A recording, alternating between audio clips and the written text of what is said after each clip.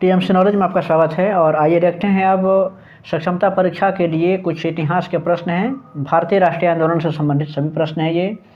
इसके पहले भी 3 वीडियो अपलोड किए गए हैं जो भारतीय राष्ट्रीय आंदोलन से संबंधित हैं, और ये आशीष पब्लिकेशन की बुक है। काफ़ी अच्छे से प्रश्नों को इसमें रखा गया है, और जो भी प्रश्न हैं काफ़ी महत्वपूर्ण हैं, और ये रिपीटेड प्रश्न हैं। कई बार ये सभी प्रश्न विभिन्न परीक्षाओं में पूछे भी गए हैं। तो आइए देखते हैं और शुरू करते हैं आज का ये प्रश्न। 110 आज का क्रमांक होगा। इसके पहले 109 तक हमने प्रश्नों को देखा था। पहला प्रश्न है कि मुजफ्फरपुर में किंग्स फोर्ड की हत्या का प्रयास कब किया गया था। आप ऑप्शन देख सकते हैं, और इसका सही जवाब है कि मुजफ्फरपुर में जो किंग्स फोर्ड की जो हत्या का प्रयास किया गया था वो 1908 में किया गया था, जिसमें मुख्य रूप से खुदीराम बोस और प्रफुल्ल चौकी ने मुजफ्फरपुर के बदनाम जज जो है किंग्स फोर्ड को हत्या करने का एक प्रयास किया था। हालांकि वो उसमें असफल हो गए थे, और इस घटना के बाद से प्रफुल्ल चौकी ने खुद को गोली मारकर हत्या कर लिया था, जबकि खुदीराम बोस को फांसी दे दी गई थी। तो इस तरीके से ये घटना 1908 में हुई थी। नेक्स्ट प्रश्न है कि लॉर्ड हार्डिंग ने बंगाल विभाजन किस वर्ष रद्द किया था। लॉर्ड हार्डिंग ने बंगाल विभाजन को रद्द कर दिया गया था। 1911 में इसको उसने रद्द किया था। तो इस तरीके से पहला ऑप्शन सही है। और आप ये भी जानते हैं कि 1905 में लॉर्ड कर्जन के द्वारा बंगाल का विभाजन किया गया था, जिसके बाद से स्वदेशी आंदोलन शुरू हुआ था, यानी कि उसका बंगाल विभाजन का विरोध किया जा रहा था। नेक्स्ट प्रश्न है कि अलीपुर बम कांड में अरविंद घोष का बचाव किस वकील ने किया था। अलीपुर बम कांड में चित्तरंजन दास ने अरविंद घोष का बचाव किया था, और उन्हें बाद में रिहा कर दिया गया था। और इस तरीके से सही जवाब इसका हो जाएगा, यानी कि इसमें चित्तरंजन दास, यानी जिसको CR दास के नाम से भी जानते हैं। देखिए यहाँ पे शॉर्ट में CR दास इसका ऑप्शन होगा। ऑप्शन डी सही है इसके लिए।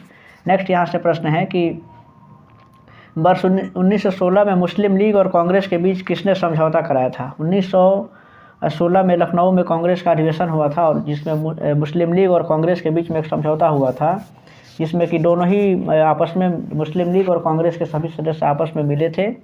तो इसमें समझौता कराया किसने था। इसमें एनी बेसेंट और बाल गंगाधर तिलक का मुख्य उसमें योगदान रहा था। लेकिन समझौते की जहाँ तक बात है कांग्रेस और मुस्लिम लीग के बीच में, तो इसमें मुख्य भूमिका में थे, यानी कि देखिए एनी बेसेंट इसका सही जवाब होगा, यानी कि एनी बेसेंट के प्रयास से ये समझौता हुआ था।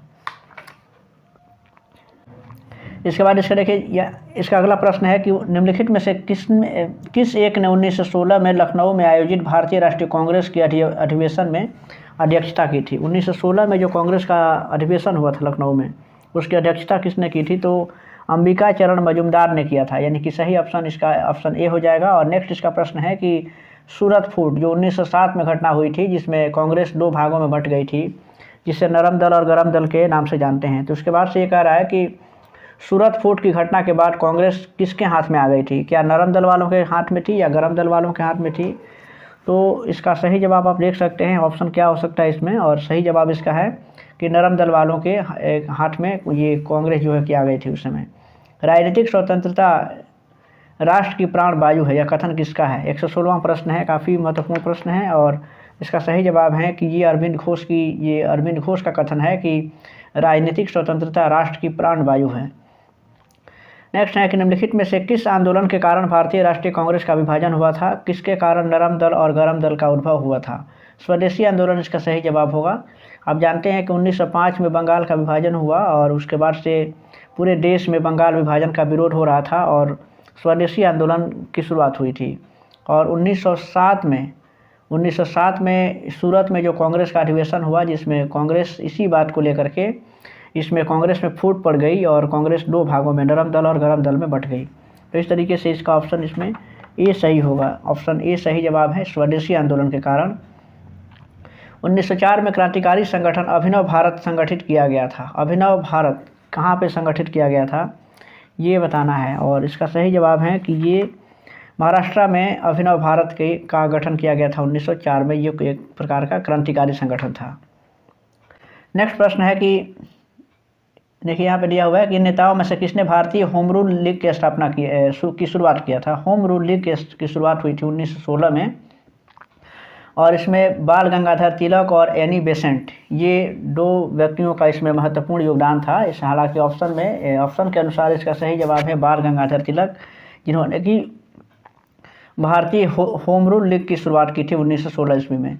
नेक्स्ट है कि निम्नलिखित में से वह कौन था जो काकोरी षड्यंत्र कांड में फांसी की सज़ा से बच गया था। काकोरी कांड की घटना जो हुई थी 1925 की घटना है। काकोरी कांड जो है 9 अगस्त 1925 को काकोरी कांड की घटना हुई थी।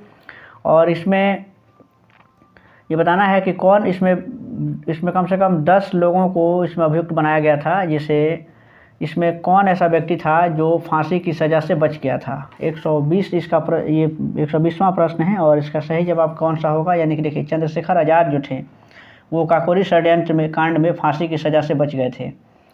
बाकी जो है अशफाक उल्लाह, राम प्रसाद बिस्मिल और राजेंद्र राहिड़ी ये उसके मुख्य अभियुक्त थे और इन सभी को फांसी की सज़ा हुई थी। जिसमें फांसी की सज़ा जो हुई थी देखिएगा अशफाक उल्लाह, राम प्रसाद बिस्मिल, रोशन सिंह, राजेंद्र राहिड़ी, इन सभी व्यक्तियों को फांसी की सज़ा हुई थी। और काकोरी कांड के संबंध में आप एक बात जान लीजिए कि अब इसका नाम इतिहास में बदल गया है और इसके अब काकोरी ट्रेन एक्शन के नाम से भी जाना जाता है। काकोरी कांड से प्रश्न कई बार पूछे गए हैं।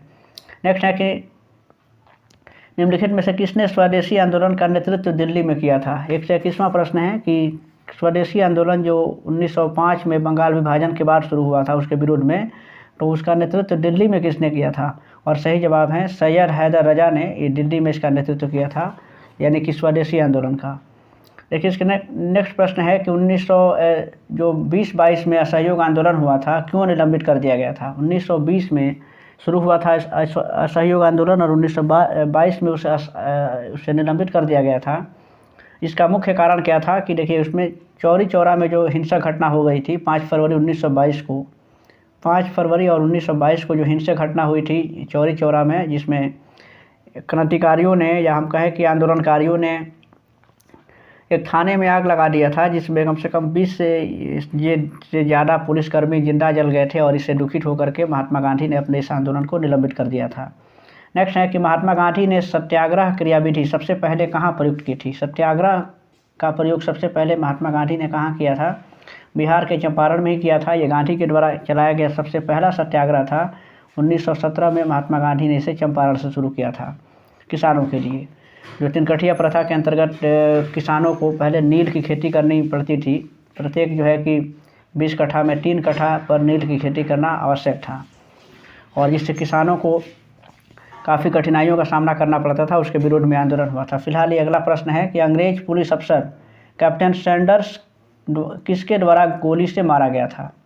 कैप्टन सैंडर्स जो हैं उसको गोली किसने मारा था। तो देखिए इस प्रश्न का सही जवाब है कि भगत सिंह के नेतृत्व में पंजाब के क्रांतिकारियों ने पुलिस अफसर कैप्टन सैंडर्स को गोली मार दिया था। और ये घटना संबंधित है कि जब साइमन कमीशन भारत आया था तो साइमन कमीशन का विरोध हो रहा था। उसी में पुलिस लाठीचार्ज में यानी कि कैप्टन सैंडर्स के लाठी के चोट से लाला लाजपत राय की मौत हो गई थी। और उसके बाद से इसी के एक तरह से कहें कि इसके लिए यानी कि भगत सिंह के नेतृत्व में पंजाब के जो क्रांतिकारी थे उन्होंने पुलिस कैप्टन सैंडर्स की हत्या कर दी थी, यानी कि उसका बदला लेने के लिए। नेक्स्ट प्रश्न यहाँ है कि जय हिंद का नारा किसने दिया था। जय हिंद ये नारा काफ़ी पॉपुलर है और इसका नारा दिया था यानी कि सुभाष चंद्र बोस का यह कथन है, जय हिंद। नेक्स्ट प्रश्न है यहाँ से कि निम्नलिखित में से किस वर्ष में मुस्लिम लीग ने एक पृथक राष्ट्र का संकल्प यानी कि पाकिस्तान का प्रस्ताव स्वीकार कर लिया था। 1940 ईस्वी में मुस्लिम लीग के द्वारा पाकिस्तान की मांग की गई थी, यानी कि यहाँ पे देख सकते हो ऑप्शन इसमें क्या दिया हुआ है कि प्रस्ताव स्वीकार किया गया था। देखिए यहाँ से 1922 इसका सही जवाब होगा, जबकि मांग हुई थी 1940 में पाकिस्तान की मांग की गई थी मुस्लिम लीग के द्वारा। यहाँ पे प्रस्ताव की बात कर रहा है। नेक्स्ट है कि वर्ष 1947 के बाद निम्नलिखित में से किस राज्य को भारत संघ में सैनिक कार्रवाई द्वारा बलपूर्वक मिलाया गया था। 127वां प्रश्न है, आप देख सकते हैं। और इसका सही जवाब है कि हैदराबाद को, क्योंकि देश की आज़ादी के बाद से बहुत सी जो देसी रियासतें थी देश में, यानी कि 565 के करीब देसी रियासतें थीं जिनको भारतीय संघ में विलय करना था। और इसके लिए सरदार वल्लभ भाई पटेल ने काफ़ी प्रयास किया और इसमें हैदराबाद का जो निज़ाम था वो भारतीय संघ में नहीं मिलना चाहता था, जिसको सैनिक कार्रवाई के द्वारा उसको बलपूर्वक मिलाया गया था भारतीय संघ में। तुम मुझे खून दो मैं तुम्हें आज़ादी दूंगा, ये सुभाष चंद्र बोस का कथन है, काफ़ी पॉपुलर है। और इस तरीके से आप देख सकते हैं। नेक्स्ट है कि देश बंधु की उपाधि संबंधित हैं। देश बंधु किन्हें कहा जाता है। 129वां प्रश्न है और सही जवाब इसका है चित्तरंजन दास को देश बंधु के नाम से भी जाना जाता है। और नेक्स्ट प्रश्न है कि 1929 का जो कांग्रेस का अधिवेशन था जिसमें पूर्ण स्वराज का मांग किया गया था कांग्रेस के द्वारा, तो वो कहाँ पर हुआ था? कांग्रेस का जो अधिवेशन हुआ था 1929 में, ये लाहौर में, क्योंकि ये लाहौर अधिवेशन के नाम से ही प्रसिद्ध हैं, तो ये लाहौर में अधिवेशन हुआ था और यहाँ पे कांग्रेस ने पूर्ण स्वराज्य का मांग रखा था, अपना लक्ष्य घोषित किया था कि पूर्ण स्वराज से कम हमें कुछ भी मंजूर नहीं है। इस तरीके से इसका अगला प्रश्न आप देख सकते हैं कि कांग्रेस ने भारत छोड़ो आंदोलन का प्रस्ताव किस वर्ष में पारित किया था? भारत छोड़ो आंदोलन ये 1942 में हुआ था, लेकिन इसका प्रस्ताव किस वर्ष में पारित हुआ था? तो देख सकते हैं 1942 में हुआ था। और इसमें मुंबई में जो ये 7 अगस्त 1942 को ये मुंबई के ग्वालियर टैंक के मैदान में कांग्रेस का जो अधिवेशन हुआ था और उसमें जिसकी अध्यक्षता किया था मौलाना अबुल कलाम आज़ाद ने, और इसी अधिवेशन में 8 अगस्त को भारत छोड़ो आंदोलन का प्रस्ताव पास कर दिया गया था और गांधी जी के नेतृत्व में एक जनसंघर्ष चलाने का एक निर्णय लिया गया था। नेक्स्ट है कि सुभाष चंद्र बोस ने सिंगापुर में दिल्ली चलो का नारा दिया था कब? किस सन में सुभाष चंद्र बोस ने दिल्ली चलो का नारा दिया था? आप देख सकते हैं ऑप्शन, और सही जवाब भी आप अंदाज़ा लगा सकते हैं। फिलहाल इसका सही जवाब है 1943 में उन्होंने सिंगापुर से दिल्ली चलो का नारा दिया था। नेक्स्ट है कि वर्ष 1919 में जालियांवाला बाग हत्याकांड जो हुआ था कहाँ पर हुआ था? ये अमृतसर में, क्योंकि अमृतसर में एक बाग था और वहाँ पर जालियांवाला बाग की घटना हुई थी 13 अप्रैल 1919 को। और नेक्स्ट है कि नमक सत्याग्रह किस ईस्वी में प्रारंभ हुआ था? नमक सत्याग्रह 1930 में हुआ था, जिसे दांडी मार्च के नाम से भी जानते हैं। जब गांधी जी ने साबरमती आश्रम से गुजरात के दांडी नामक तट जो है समुद्र का, वहाँ तक की पैदल यात्रा की थी और वहाँ पे उन्होंने नमक कानून को तोड़ा, यानी कि नमक बनाया और इस तरीके से नमक कानून का उल्लंघन किया। अब आइए नेक्स्ट प्रश्न है कि निम्नलिखित में से किस कृत्य के कारण, यानी किस कारण से भगत सिंह, राजगुरु और सुखदेव इन तीनों को फांसी की सज़ा हुई थी 23 मार्च 1931 को? तो ये कारण बताना है कि किस कारण से ये इन तीनों को फांसी एक साथ हुई थी, और इसका ऑप्शन भी आप पढ़िए। और इसका सही जवाब है कि देखिए वर्ष 1928 में लाहौर में सैंडर्स की हत्या के कारण इन तीनों को 23 मार्च 1931 को फांसी की सज़ा दी गई थी, भगत सिंह, राजगुरु और सुखदेव। नेक्स्ट है कि गांधी इरविन समझौता जो 5 मार्च 1931 को हुआ था गांधी और लॉर्ड इरविन के बीच में, तो ये किससे संबंधित हैं?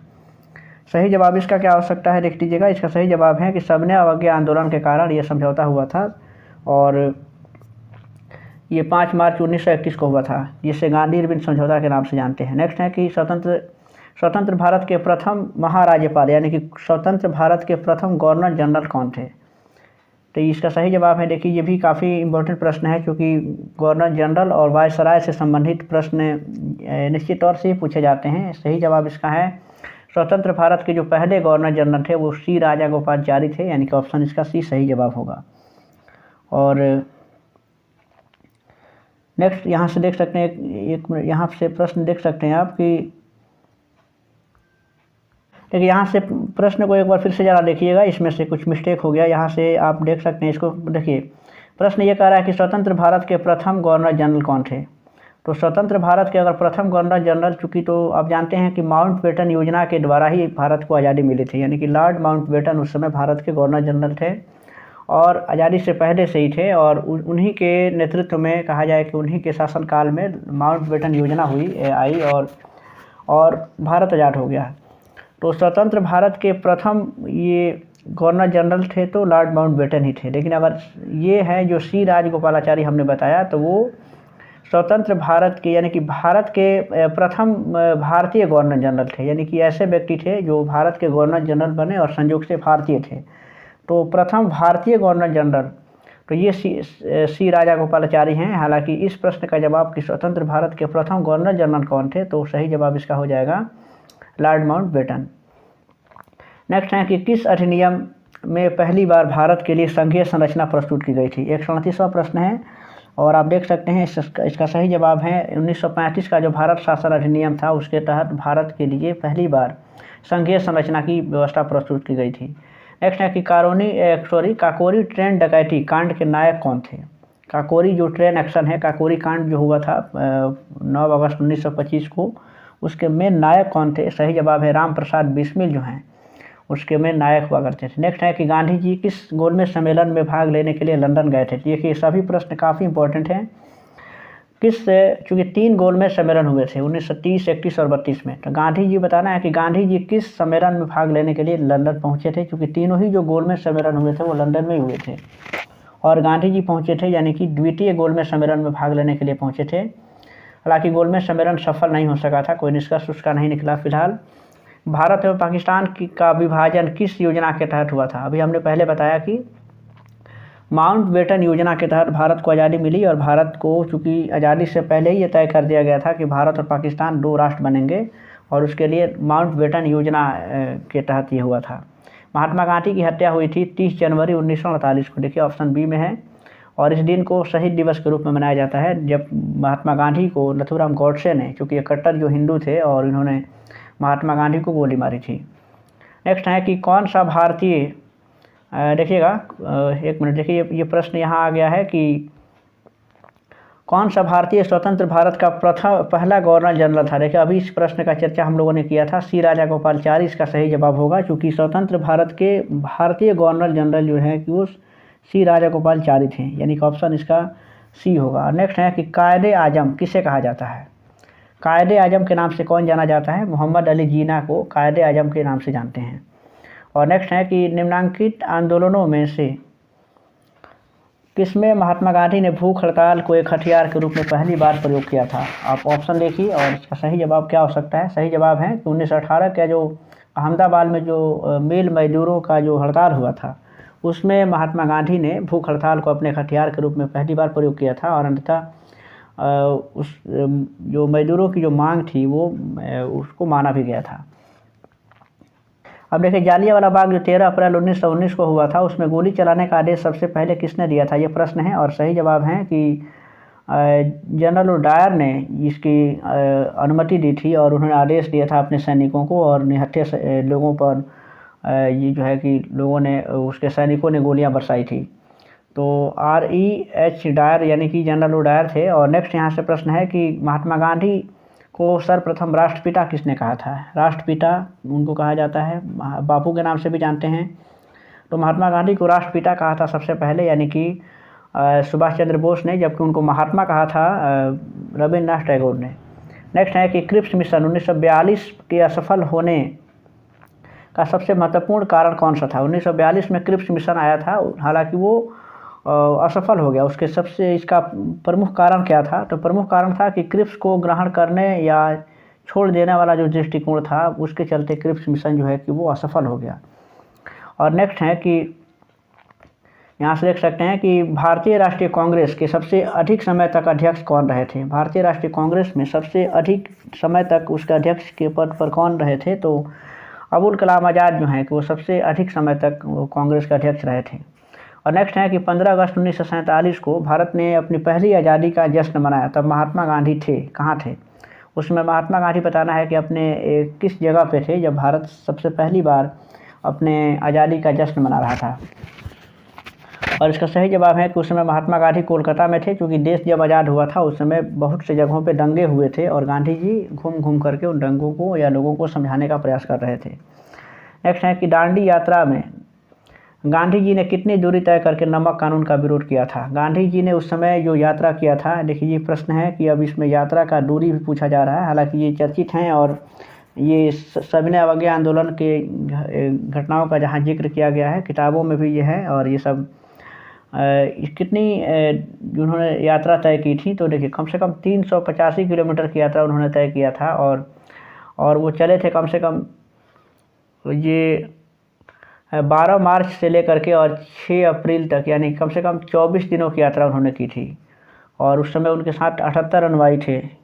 नेक्स्ट है कि गांधी जी ने किस कानून को काला कानून कहा था। रॉलेट एक्ट इसका सही जवाब होगा, क्योंकि रॉलेट एक्ट को भारतीयों ने काला कानून कहा था और 1919 में इसी के खिलाफ जालियांवाला बाग में सभा हो रही थी और इसमें जालियांवाला बाग हत्याकांड की घटना हो रही थी। नेक्स्ट है कि चंपारण सत्याग्रह 1917 में जो हुआ था बिहार में, उसके दौरान महात्मा गांधी के साथ कौन शामिल थे। महात्मा गांधी जब बिहार आए थे राजकुमार शुक्ल के बुलाने पर 1917 ईस्वी में चंपारण में मोतिहारी में, तो उस समय महात्मा गांधी के साथ कौन से लोग और भी थे ये बताना है।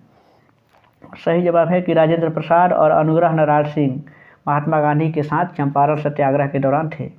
और नेक्स्ट है कि कौन आज़ाद हिंद फौज के संबंधित नहीं है। आज़ाद हिंद फौज से संबंधित इसमें से कौन नहीं है। सही जवाब होगा आर.सी. दत्त जो हैं वो आज़ाद हिंद फौज से संबंधित नहीं है। नेक्स्ट है कि स्वराज पार्टी की स्थापना किस वर्ष की गई थी। 1923 में इसकी स्थापना हुई थी चित्तरंजन दास और मोतीलाल नेहरू के द्वारा स्वराज पार्टी की स्थापना। और नेक्स्ट है कि कांग्रेस का प्रथम विभाजन यानी कि 1907 में सूरत अधिवेशन में हुआ था, इसमें दूसरा विभाजन कब हुआ था। यानी पहला विभाजन तो 1907 के सूरत अधिवेशन में हो गया था, ये प्रश्न पहले भी हम लोग इस पर चर्चा कर चुके हैं, लेकिन इसका दूसरा विभाजन कब हुआ था। तो सही जवाब है कि मुंबई में हुआ था 1918 में, उसमें दूसरा उसका विभाजन हो गया। और आज के लिए आखिरी प्रश्न है कि असहयोग आंदोलन शुरू करने के समय भारत के वायसराय कौन थे। असहयोग आंदोलन, आप याद कीजिए कि असहयोग आंदोलन हुआ कब था। असहयोग आंदोलन ये कब हुआ था, 1920 में शुरू हुआ था, 1 अगस्त 1920 और 1922 में समाप्त हुआ था। तो शुरू के समय यानी कि उस समय वायसराय कौन थे, तो सही जवाब है कि उस समय लॉर्ड चैम्सफोर्ड जो हैं वो असहयोग आंदोलन के समय भारत के वायसराय थे। तो इस तरीके से ये आज के प्रश्न थे। इसके बाद नेक्स्ट प्रश्न भी इसके अगले वीडियो में आएगा बहुत जल्द, समय कम है। आप अपने स्तर से भी अपनी तैयारी को मजबूती दीजिए क्योंकि समय बहुत कम है और परीक्षाएं नज़दीक आ रही हैं। इस तरीके से नेक्स्ट वीडियो के लिए हम प्रयास करते हैं, नेक्स्ट वीडियो भी आएगा। आप वीडियो को देखें और अच्छा लगे तो वीडियो लाइक कीजिएगा और चैनल पर नए हैं तो सब्सक्राइब भी कीजिएगा, अपने दोस्तों के बीच शेयर भी ज़रूर कीजिएगा।